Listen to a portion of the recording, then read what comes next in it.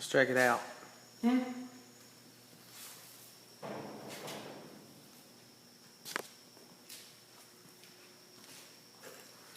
Woo, buddy.